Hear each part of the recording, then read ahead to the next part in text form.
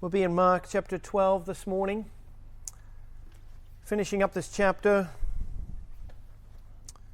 we will begin in verse 38, and actually we'll go down through the beginning of chapter 13, verse 2. Mark 12:38 through 13, verse 2.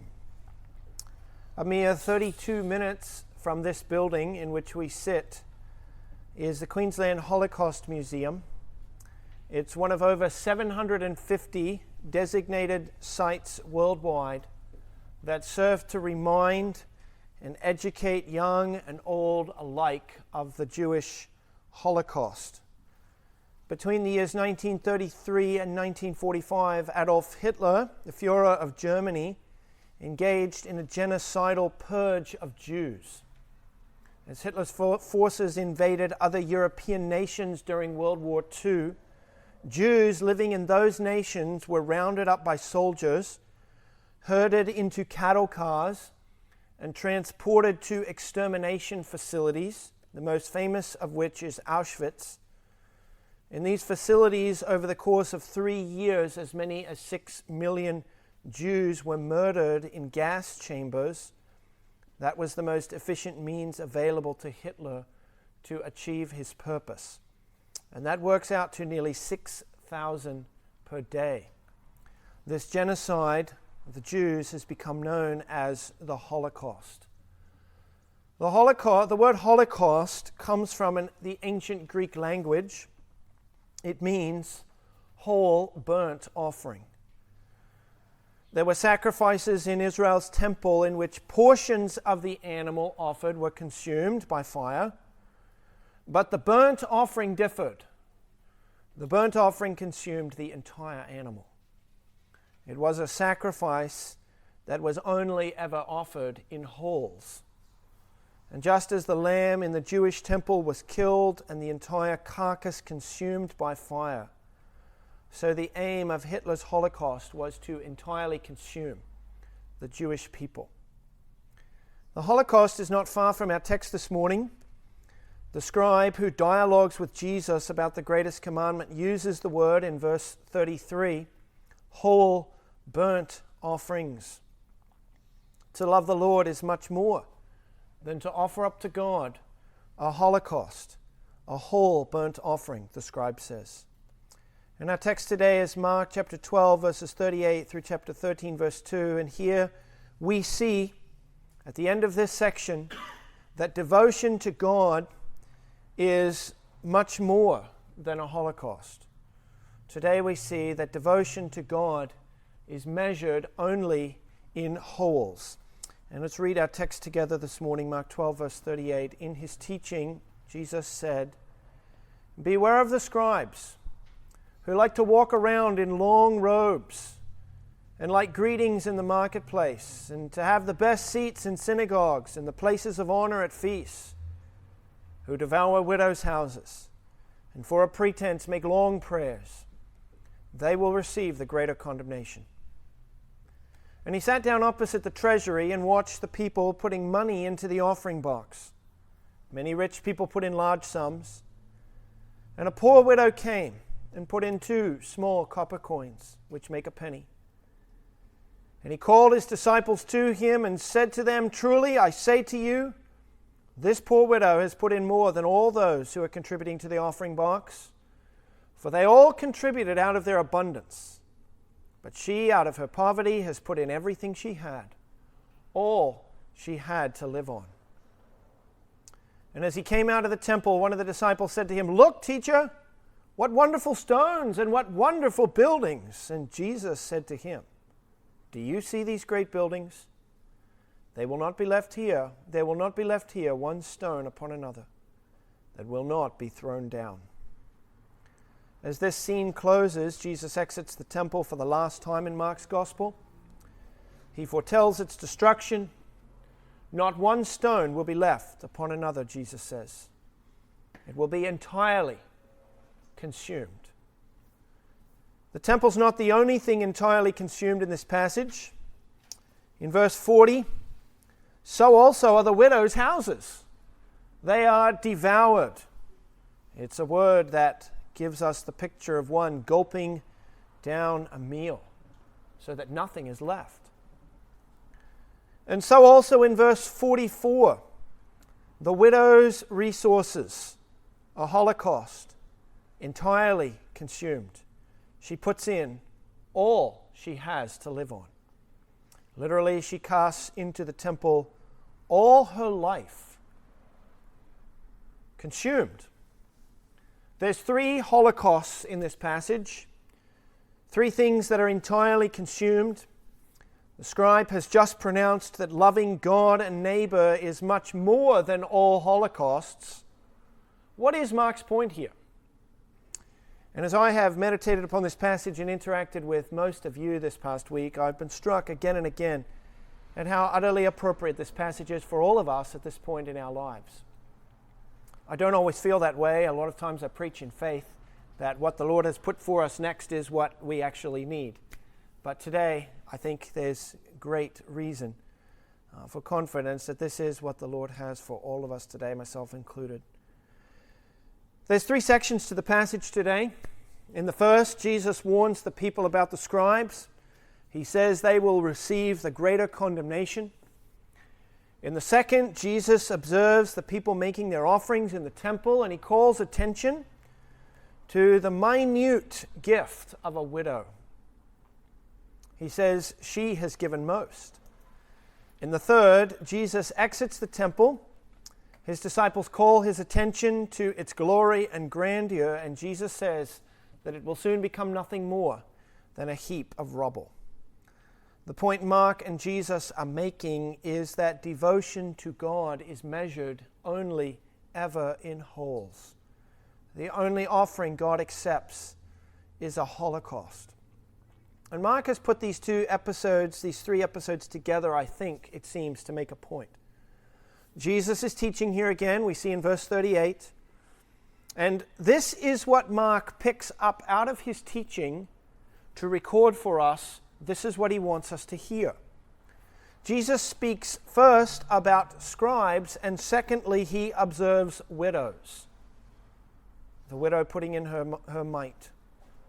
And the way Mark paints the scene for us, the widows and the scribes are exact opposites. The first episode, Jesus records Jesus' teaching regarding the scribes. Beginning in verse 38, it's a warning. Beware, he says, of the scribes. And Jesus tells us 3 things about them.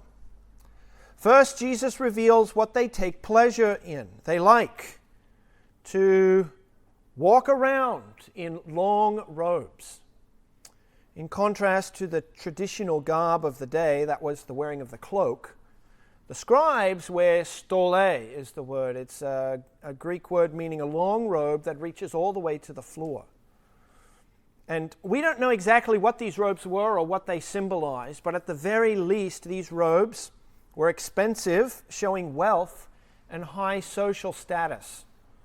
It's possible that these robes might have been prayer shawls made especially long and ornate to call attention to the scribe's supposed closeness to God. And Jesus doesn't fault them for wearing the robes. Instead, he faults them for their desire to strut about in these robes. In addition, they love respectful greetings in the marketplace. They love to sit in the best seats in synagogues. That is, they love to be addressed in the marketplace as rabbi or doctor or master. And in the synagogues, they relished sitting in the chief seats at the front, facing the congregation where the experts in the law sat. They loved the places of honor, Jesus says, at feasts.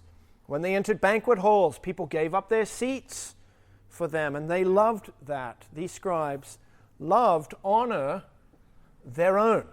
They wanted to be noticed.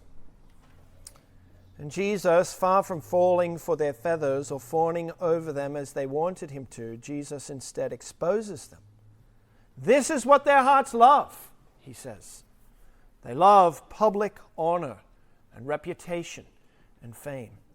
Secondly, Jesus says that they devour widows' houses. What exactly Jesus has in mind here is not completely certain.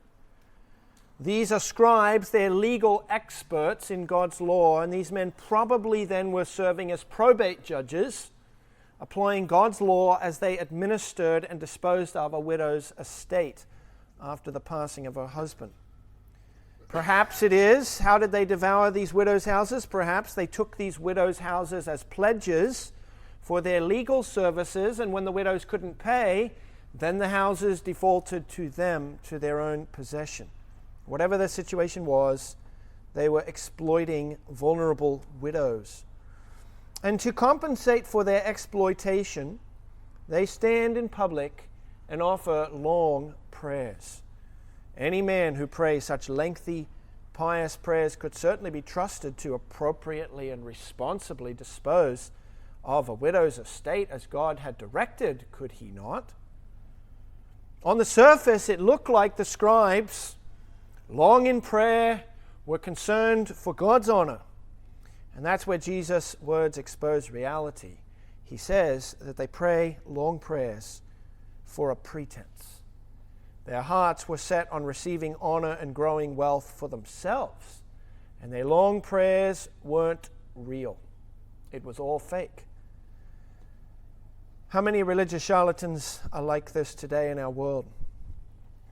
Such people, scribes, are divided. Their external actions move in one direction, long prayers, but their hearts are oriented in another. They are not whole people. And Jesus says, of such, beware. It's a warning for them. It's a warning for us also.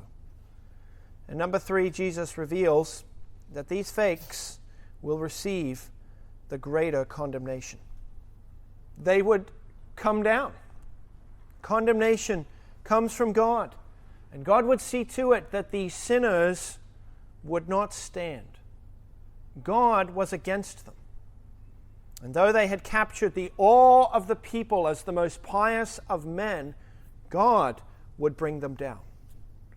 It was not unlike the temple itself. In chapter 13, verse 1, Jesus exits the temple. The disciples call his attention to the grand magnificence of the buildings. There's a lot to see. It's a dazzling sight to behold. Massive stones weighing nearly 100 tons, quarried out of white limestone, overlaid with gold, glinting in the afternoon sun. These stones are wonderful. The buildings are great. There's much to see. And yet, these stones and these buildings, like the scribes, are coming down, condemned to be thrown down. God would bring both the scribes who occupied the temple and the temple itself to an end. Jesus isn't fooled by the scribes' pretense. He isn't amazed by the temple's grandeur. Both are like great leafy fig trees, fruitless and destined for destruction. Jesus isn't fascinated by our pretense. Why? We find the answer as we look at what did catch Jesus' attention. Not the pretense of the scribes, it was the widow.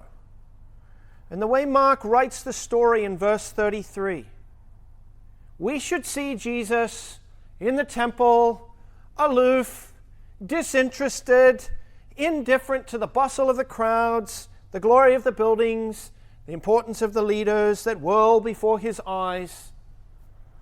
But out of the corner of his eye, a movement catches his attention. It's a widow. She's making an offering. And at that moment, Mark's gospel record, the action slows. The rest of the scene blurs. The camera zooms in first on Jesus' attention and then on the widow as she takes center stage. Jesus leans forward. His eyes lock on. His breath slows. The widow's hand rises. The coins fall from her grasp. The money clinks down into the chest. And Jesus' head begins to swing from side to side in slow motion, deliberately catching the eyes of his disciples. His hand beckons to them and he calls, "Come!" The disciples gather round. The look in Jesus' eyes is intense. His hand extends slowly. His fingers point in her direction. Their heads turn and look and then swivel back to him. And he speaks, every word hanging nearly motionless in the air. Truly, I say to you, this poor widow has put in more than all those who are contributing to the offering box. The motion stops. What? Thoughts race. Questioning eyes dart about. Why does the master say this? The disciples turn to look again in the direction the finger points. The shape of the widow is growing smaller. She slips from sight as the crowd closes around her. Who have they just missed? What important figure has just eluded their gaze? Was this the widow of the high priest, putting in more than all the rest? How could it be that she has put in more than all the rich? She threw in only 2 small copper coins. Heads swivel again in Jesus' direction. He's talking. He's telling us why he said what he did. 4.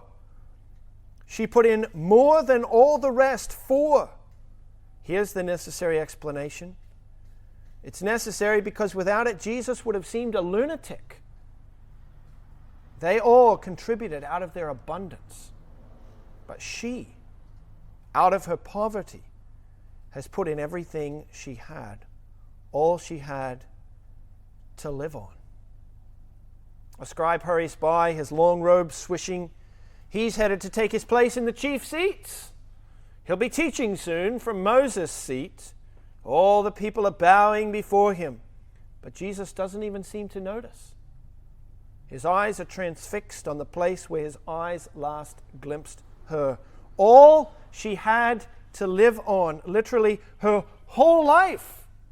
It's the last words that come from Jesus' mouth in the temple. The coins the widow threw in were lepta, is the word. A common laborer would earn 128 of them in a day. The 128 would have been not an exorbitant wage, but enough to feed himself and his family for the day, not much more. Just 2 of these would have hardly purchased a meager meal. And the widow gave not 1, but both. It was all she had. And that's what caught Jesus' attention. The way Mark writes the episode is significant. His wording is actually really brief here, but the points he makes are sharp. There's a sharp contrast, and it's all shaped around the words put in. 7 times. Put in. Give the offering. Many rich. Put in large sums. In contrast to the many rich is the one widow who puts in 2 small copper coins. Many rich, large sums. One widow, 2 small coins. She has, Jesus says, put in more than they all. And in saying that, he's not saying she put in more than any one of them did. He's saying she put in more than all of them combined. Why? Because they all put in out of their abundance. She put in out of her poverty everything she had, all she had to live on. There's a contrast here between the rich and the widow. But Mark intends us to see a bit more of a contrast than just rich and widow. Instead, he wants us to see a contrast between the scribes and the widow. Because you remember Jesus said to them back in verse 17 of chapter 11 that they are robbers. In contrast, she gives. In that culture, it would have been significant that they are men and she is a woman. They are the legal experts and she is uneducated. They are the rich and she is the poor widow. They are the victimizers, the ones who receive the offerings. She is the victim. Did she have only 2 copper coins left because the scribes had devoured her house?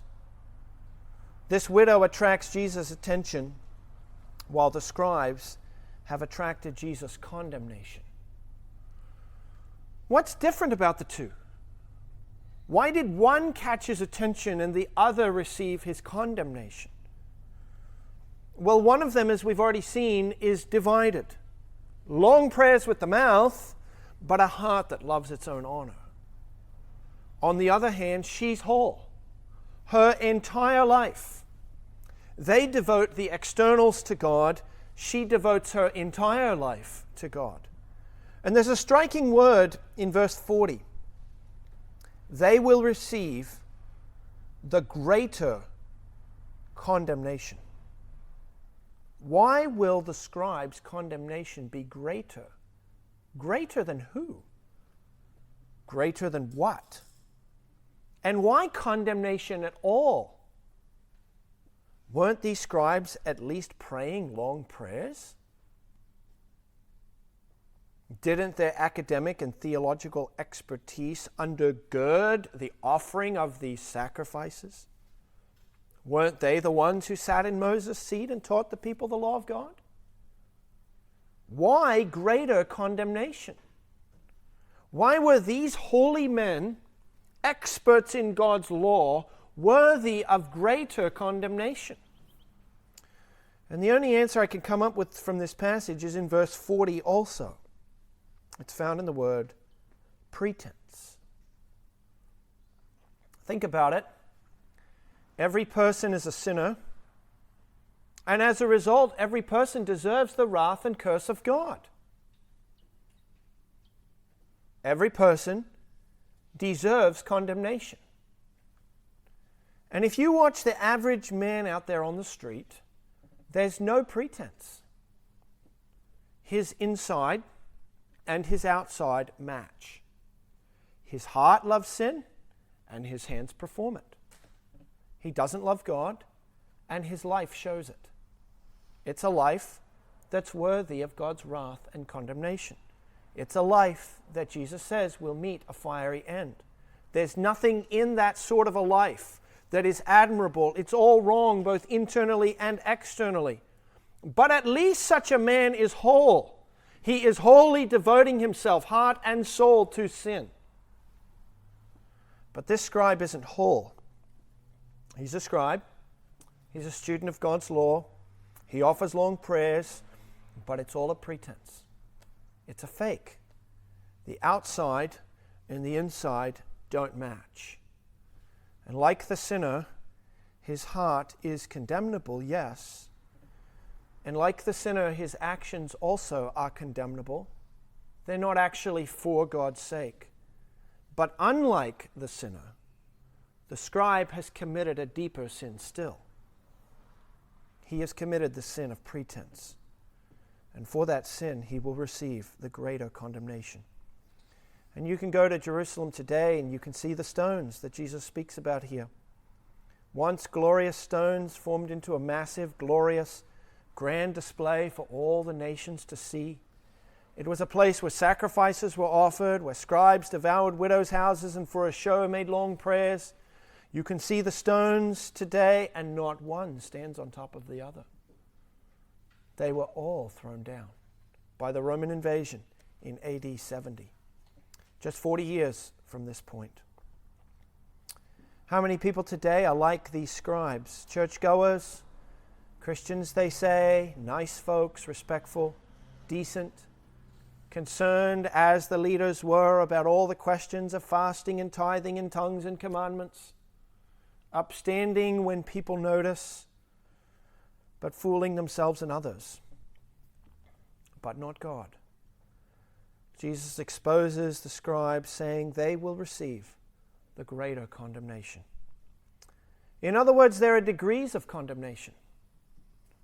And how many nice people will fare worse in the judgment because they add to their own depravity the sin of pretense. And so what's the solution? Is it better to stop doing what you know is right? Stop coming to church. Stop calling yourself a Christian. Stop being decent. Instead, live it up. Live in sin, since that's what's inside the heart anyway. Make the inside and the outside match. Stop living in pretense. Is that the best path forward?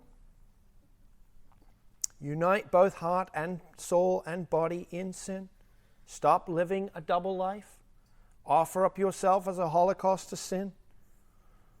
Well, if you choose that path, you will fall under the wrath and curse of God. You will be condemned. That's not the path forward. What is the path forward? Well, I want you to think about how you respond to the widow's offering. Everything she had to live on. Both coins. You know, one coin, if she'd given just one of the two, that would have been a tithe rate of 50%. Far more above the 10% God required in the Old Testament. But instead of giving one, she gave both. She gave all. She went home with nothing. What do you think about that? Does that catch your attention? Think about her leaving the temple that day. Had she been just a bit reckless? A bit foolhardy? Would you ever devote every dollar you earned this past week to God?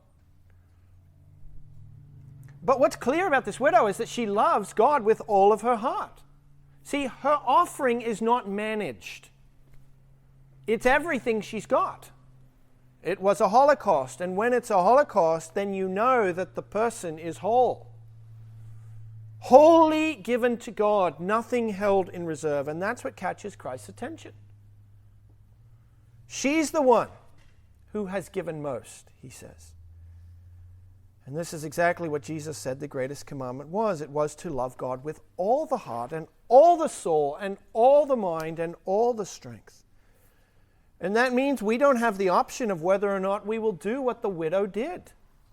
We don't have the option of giving everything to God.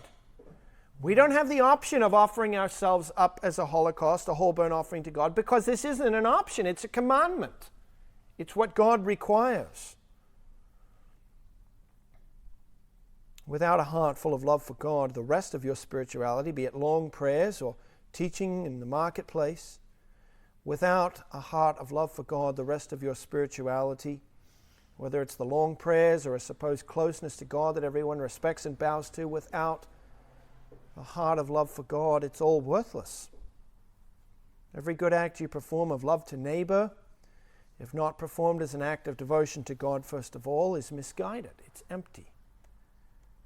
We cannot ignore what Jesus says here. If you do, you too will receive the greater condemnation. And in his greatest letter, the Epistle to the Romans, Paul admonishes us to present our bodies as a living sacrifice. You are to become a holocaust. And it's supposed to be a whole burnt offering that is self-offered. You are to be the offering, and you are to be the priest who offers it to God upon the altar. A living sacrifice, Paul calls for. And that brings us to two questions we need to address briefly. First, is this even possible? A whole burnt offering to the Lord? And the second question is, what does this look like? Does this mean you need to give everything you earn in the offering box at church? Let's take up that first question. Is this even possible? Can we ever come to the point before God where we've actually met this requirement? Where this is our status before Him and He can check that box. Lover of God with all the heart. Met the qualification. Where God regards us as having fulfilled our obligations that He lays upon us in this first and greatest commandment. Whereas a whole person, body and soul, time and paycheck, reputation and influence, it's all entirely devoted to God. Is this even possible? Well, consider again that to truly offer a holocaust, you must love the Lord with all your heart. You must devote everything you have to Him. And so this devotion is both a matter of the hands that deposit the offering in the offering chest, as well as the heart that loves the God to whom the offering is devoted. Offerings without reserve, such as this widow's, are driven only by hearts that love without reserve. In other words, there's a wholeness of the person here. And this is what God requires. Is that even possible? Has anybody ever gotten there? In all of human history, there's only ever been one. And perhaps this woman's act of entire devotion caught Jesus' eye because of how her act paralleled the entire course of his life. In this one moment, she has given all to God, but how many times had she not? But no one could ever look at Jesus and ask that question. Because those words that we read last week from Psalm 40, and I'll read them again in a minute, are actually words, the author of Hebrews tells us, that were spoken by the Messiah. Hundreds of years before Jesus ever walked this earth, God foretold in Psalm 40 what his life would look like. I delight to do your will, O my God. Jesus did God's will. His hands never slackened in performing the will of God upon this earth.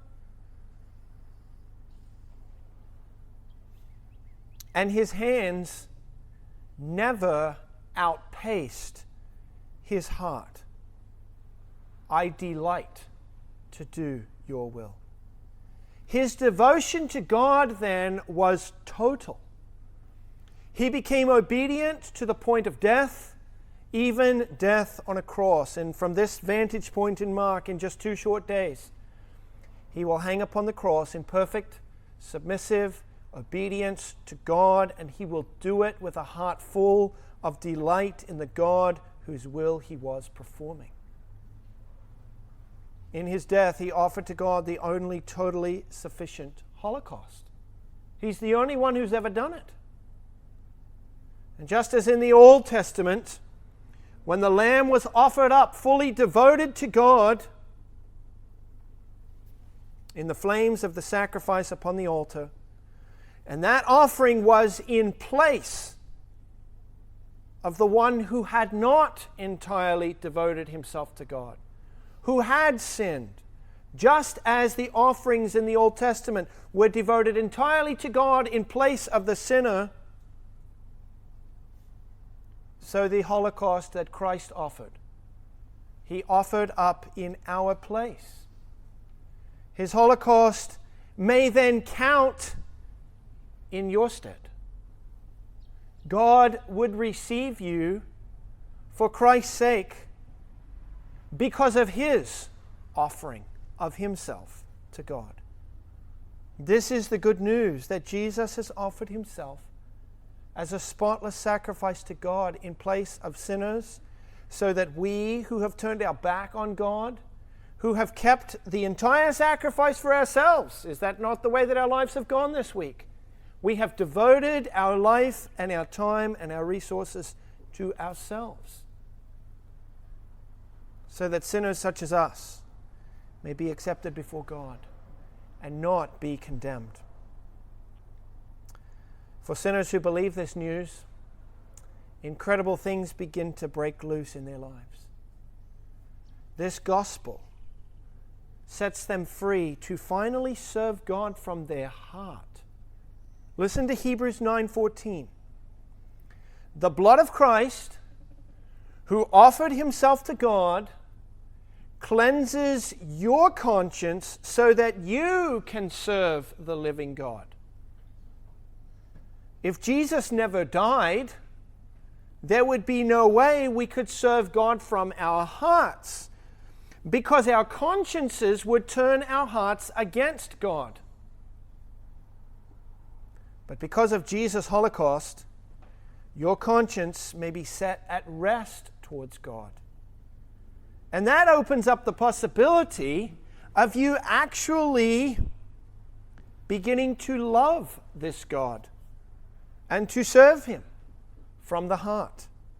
You will never serve God truly as a living sacrifice for a moment unless your eyes are fixed straight upon Jesus, the one who offered up the only acceptable sacrifice to God, Jesus' Holocaust then makes ours possible. But beyond that, the mercies of God, Paul tells us in Romans 12, verse 1, the mercies of God displayed in Christ as he stood in our place before God. Those mercies make our Holocaust, our offering of ourselves, not only possible, but mandatory. I urge you, Paul says, because of the mercies of God, to present your bodies as a living sacrifice. Jesus offered up the Holocaust to God, and because he did, you may also. But because he did, you must also. It's what it means to follow Christ on his path of doing the will of God from the heart. Now let's take up the second question, and this is the one that everybody wants to know the answer to. What does this look like? Does it mean becoming a monk or a nun and hiding away in a monastery for the rest of your life? Does it look like giving your entire paycheck week by week to God in the offering box? And if you're asking those questions, or that's the direction your mind is going, that actually shows that you've missed the point in some ways. Jesus does not call us to love God with all of our paycheck. Jesus calls us to love God with all that we are. Heart, soul, mind, strength, paycheck, time, reputation, resources, sphere of influence, personal honor. In other words, God calls on us to offer up a Holocaust, and the thing about a Holocaust is there's no way to manage it. It's reckless and unmanaged. It is entirely devoted to God. We think of our lives as something to manage.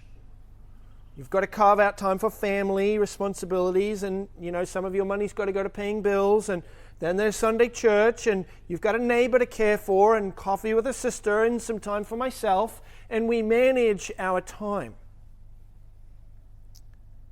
But why do we devote time to family responsibilities? Do we do it because it's the expected thing, because it preserves our reputation?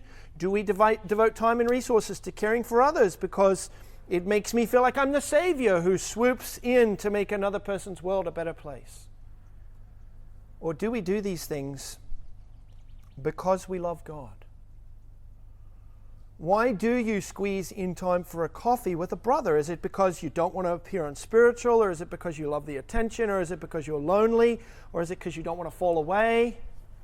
Think about your paycheck. Yes, you give your tithe to God, but do you love God with the rest of it? Do you love God with the money you spend on your groceries, or is that money devoted to yourself? Do you devote a part of what you earn to God by giving to those in need?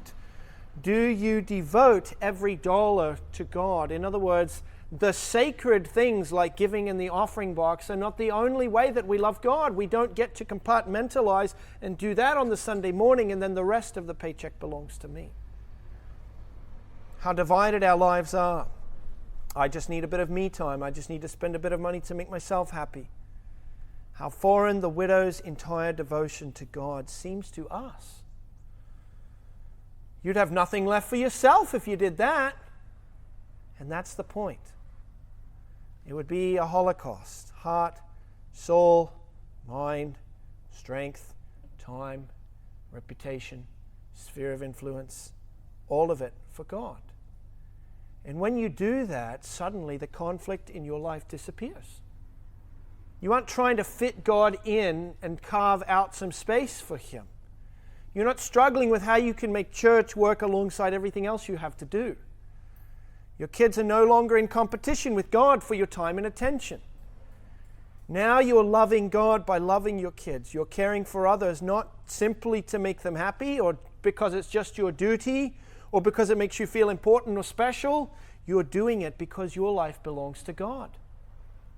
You aren't struggling to figure out whether to use Sunday mornings to take a much-needed break or to go to church. Your life is God's, and He's already told you what you do on the Lord's Day. If your life is God's, then there's no struggle. Monday, Tuesday, Wednesday, Thursday, what the Lord puts down in front of you, you run with that for His sake. What God requires of you, you do, and you do it from your heart. The widow's offering here is reckless. And it seems almost pitiable, even foolish in our minds. And yet that's what caught Jesus' attention. What does she have left to live on? Well, that's the point. She's got nothing left for herself. She's given her whole life to God, and what she lives on is not really a question in her mind, because she's not living for herself. She's given her whole life to God. She's given her all. She has trusted God's promise that He is a fortress to the widows. He cares for those who are bowed down. And the totality of her offering shows that the totality of her person is devoted to God. And in that, Jesus says, she gave more than all the rest. So is your life entirely devoted to God? You can usually determine where it's not by the level, the place where you feel the conflict, the tension, the struggle.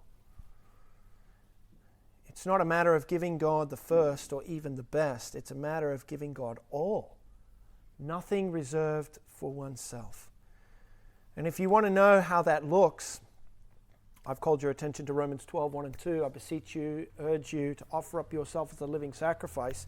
If you want to know what it looks like to live as a living sacrifice, read Romans 12 through 16, and Paul will show you. The rest of chapter 12, 13, 14, 15, and 16 shows us practically what it looks like. It looks like humility and service to fellow members in the body of Christ. It looks like genuine love that shows honor to others rather than to self.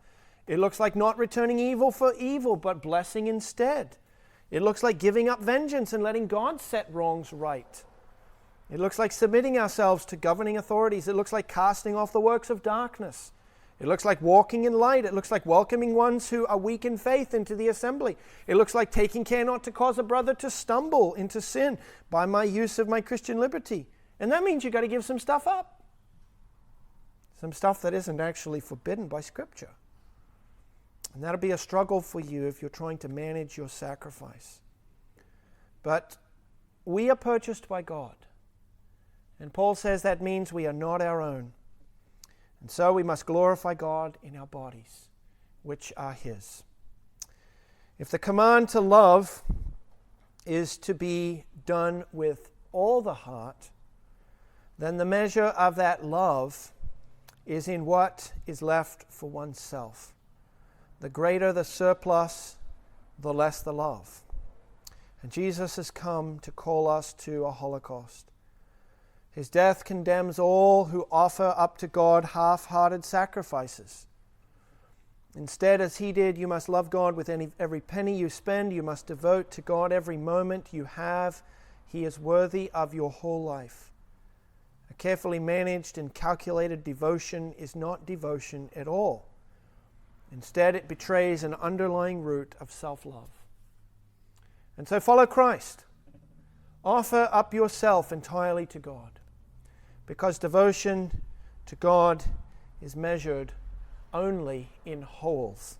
Lord God, these are heavy words for us to hear, and how we thank You for Your Son.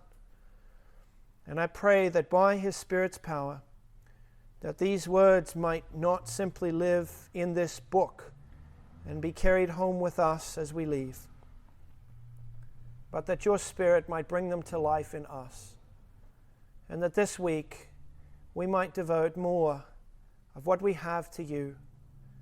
In those moments at work, that we might work for Christ's sake, first of all, not for the eyes of men. And in our shopping habits, and in our pleasure time, and in our care for others, and in the way that we respond to the needs that our body presents to us, to eat and to drink and to sleep. I pray, Lord, that in each circumstance, that we would recognize that you are the owner of us, and that surrendering ourselves, offering ourselves up to You in every act that we perform, that this is what You require. Thank You for sending Christ to cleanse our consciences, Lord, and I pray that in this moment, as we observe the Lord's Supper, as we remember His entire offering, His body broken, His blood shed, His Holocaust, I pray that we would not walk out of here bearing the burdens of our sin, but that we would cast them upon Christ and find a new day, a new possibility, a new path forward by the Spirit's power to follow Christ and to walk in His ways with Him. And we ask these things in His name and for His sake. Amen.